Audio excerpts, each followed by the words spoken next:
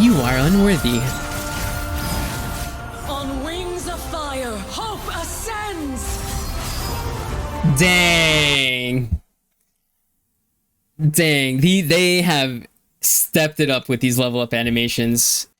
Yo, what is up, Legends? Davidic here for the KAYLE reaction. Yes, KAYLE's coming to Legends of Runeterra. The Aatrox video was absolutely on point, so I have very high expectations for KAYLE. She is the righteous, the twin sister of Morgana, bringing down divine judgments on her enemies. In League of Legends, she is a scaling hyper carry, so if you have a level 16 KAYLE on your team, you guys are good to go to win the game at that point. And she's very unique, where she has a transformation as she levels up. So what I'm really expecting with KAYLE is that her level 2 form, she goes Super Saiyan. I don't want her to just get stats and then something else. I need her to get some more keywords and a crazy effect.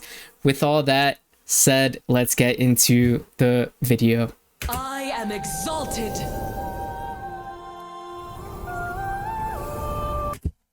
All right. KAYLE 6 drop. Okay, like I said, late game. KAYLE, I have +1/+0 for each time an ally attacked with increased power. When I'm summoned, grant other allies +1/+0. Empowered 6, she gets quick attack. Okay, there we go. Empowered, a unit has its empowered bonus while its power is at least the listed number. Okay. So when you get your attack up to the empowered number, you get an effect. So in this case, all right, we're scaling, baby. We are scaling. Okay, sweet.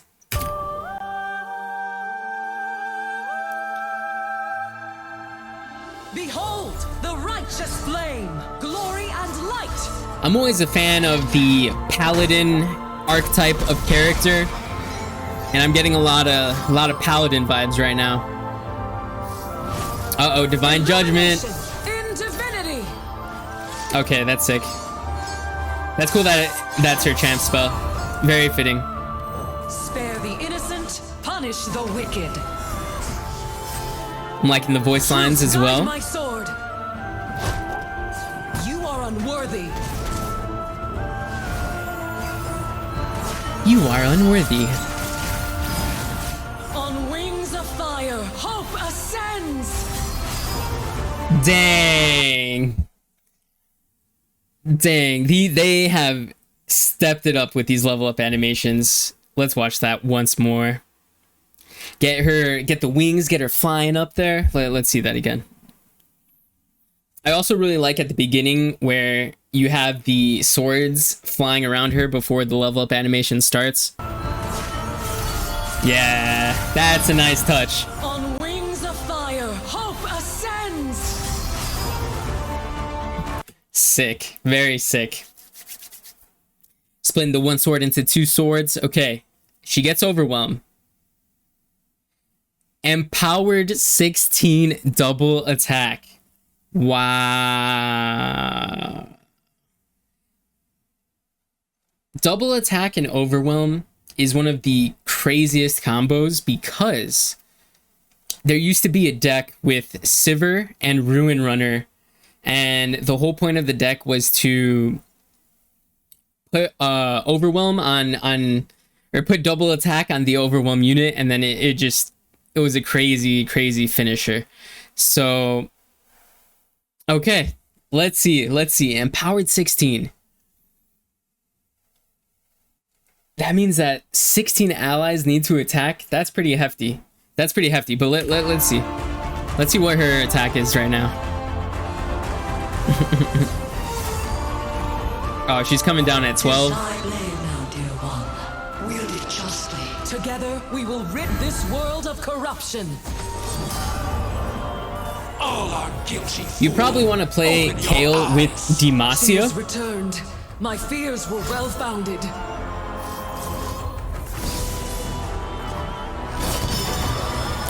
You played yourself, Garen. Deliver deliverance. Our devotion will not be broken. Yeah. Sweet. That's awesome. That's awesome. I was not expecting the double attack, but that really makes sense because this expansion, what the devs have been able to do is really channel the flavor of the champions. For example, KAYLE, she gets ridiculous attack speed as you go through the game. So the double attack is the perfect keyword. At the beginning of the video, I said I want a new keyword for her. She gets the double attack as well as the overwhelm. So let's go over the cards. So I'm curious what the average level or the average attack stat that KAYLE will be when she comes down. If she comes down at like 6+ power, then she's good to go for a 6 drop. You pretty much aren't going to be able to block it effectively, even through buff spells. And her level 2, giving her the overwhelm, is in flavor with Targon. A lot of Targon cards have overwhelm. And then I saw in the video that her champ spell is Divine Judgments. Give an ally I can't take damage or die this round. Give all allies +1/+0 this round. KAYLE also has very supportive aspects in her kit and league, so I'm glad that they're also translating this over. Hats off. Hats off to the devs for these champions. All right, so the next spells are Purifying Flames. Grants an ally in hand +3/+3 and another +2/+2. Yo. Is that good? It's 4 mana for 5/5 worth of stats. It could be good. It's nice that you can choose the cards that you want to buff in your hand. So that this I don't think it's going to be, this will be a very niche card, but I can see you having a lot of fun with this because there's certain units that are weak because they have a good effect. So yeah, I think this is interesting. It's more of like, let's say you're playing, I don't know, there's some cards that you can work with, like Chirian Sump Workers or Legion Marauders. I'd have to really look into the collection, but there are some very niche cards that could take advantage of getting the +3/+3 buff in stats. And then we have Celestial Blessing. Grants an ally in play and an ally in hand +1/+1. Ooh, interesting. So that's 2 mana. This is like a divided sharp sights. I think this could be good.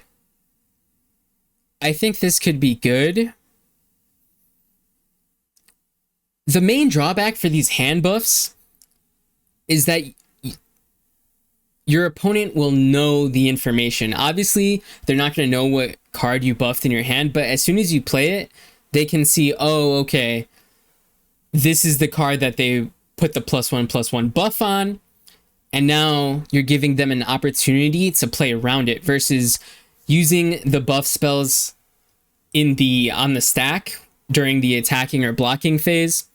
So I'm a little bit weary on these buff in hand cards. I don't think they're going to be very top tier. I think there's going to have to be some very specific synergies to take advantage of this. And then we have the Winged Messenger, Empowered 3, Elusive. Okay. Oh, so the payoff is the Empowered. I see how this is happening. The payoff is the Empowered. Okay, so Mihira, Aspect of Justice. Round end grants allies in play and in hand +1/+1. Empowered 5, Elusive, Lifesteal, and Overwhelm. Turns out all I needed to do was use my eyeballs and look at the Mahira to find a nice card, a target that wants to be buffed. So, okay. All right, interesting. And then we have the Blinding Lights. Stun enemies with less power than me. What is that? Where is this coming from? I'm really not seeing where this is coming from. Okay, well, something creates the Blinding Light. Interesting. And then we have another Darken for Targon, Zolani, the Blood Weaver, Overwhelm. I have +2/+2 for each ally that died with its power increased. Empowered 16, transform me into Zolani, Aspect's Bane. I have +2/+2 for each ally that died with its power increased. Attack, transform attacking non-darken followers into exact copies of me. Very cool finisher. Very cool boss monster. I like it. So we're gonna have to see. I'm trying to think of how you want to pair this, because yeah, you definitely, one thing you can do is put Ionia and Bard. Maybe Bard is the move with KAYLE. I could see Bard being the move with the chimes. I think that's where my head is going first to try out for the new expansion.